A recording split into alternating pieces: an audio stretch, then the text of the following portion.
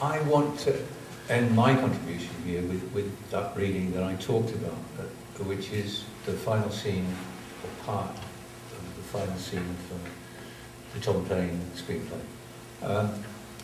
It ends with his death, 1809, June the 8th, 1809. It's in New York State, on a small farm that had been awarded, that had been given by the Revolution, the American Revolution, for the work that he did.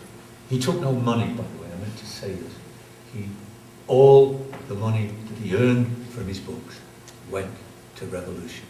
They went to the American Revolution. They fed the army that fought the British.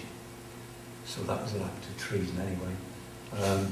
And when he went to France, it all went to that revolution.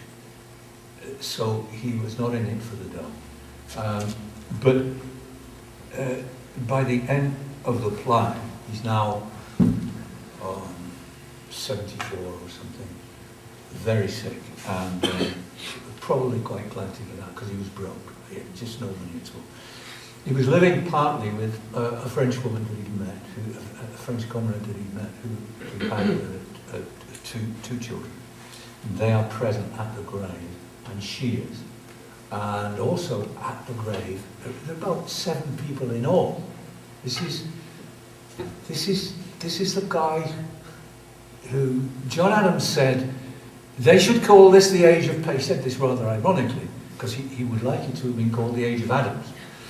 But since that wasn't likely, he said, all right, call it the age of Paine if you will. That's really what it's been, the age of Paine. That's how important he was felt at the time to be.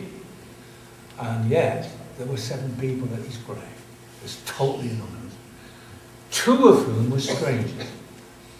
African Americans who had been slaves, father and son, who read about it in the newspaper in New York and walked up 17 or 18 miles to this place, to this little farm, because they read a notice about the funeral and they wanted to be there to honour what they took to be a great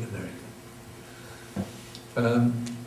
But what I want to read you is the moment when they leave and everybody else leaves, and we have an open grave with Tom Paine inside it, and from the grave comes a voice. And so I just want to read this. A wide, high shot of the scene. The 2 black men peel away. The diggers head for their tool cart. The boys leave their mother to a private moment. She stands some moments longer, turns away, clears frame. For a moment, there is only the open grave.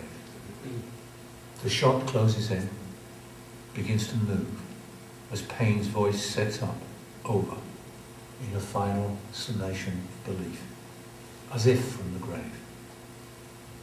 The present state of civilization is as odious as it is unjust. The downshot heads on, past the grave, slowly covers the fields and hedges beyond. The voice continues.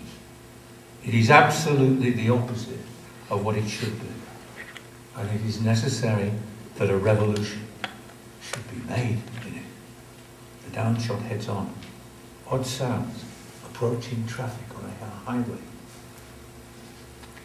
The contrast of affluence and wretchedness, continually meeting and offending the eye, is like dead and living bodies chained together. The shot tilts suddenly, reveals a modern highway, heavy with traffic, ripping past New Rochelle, mixes with the southbound flow to today's New York City and its images of wretchedness and affluence.